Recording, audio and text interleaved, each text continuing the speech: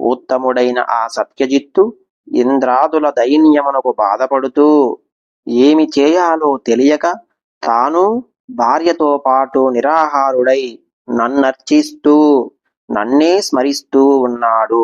జిత్తు వారిని చూచి భార్యతో పాటు నిరాహారుడై ఉన్నాడు. దేవతల పుష్టికై నన్ను ప్రతిదినము అర్చిస్తూనే ఉన్నాడు. నేడు 11వ దినము అనగా ఏకాదశి తిథి. సత్యజిత్తు నేడు కూడా ఉపవాసముండి నా అష్టాక్షరీ మంత్రమును జపిస్తూ జాగరణ చేసినచో నేను ప్రసన్నుడనై అతడేది కోరిననో వెంటనే ఇస్తాను. అతడే కాదు, ఎవరైనను ఏకాదశి నాడు ఉపవాసముండి జాగరణ చేసి నా మంత్రమును జపిస్తారో వారికి కోరిన దానిని నేను అనుగ్రహిస్తాను అని సమాధానమిచ్చాడు నారదునికి శ్రీ మహావిష్ణువు.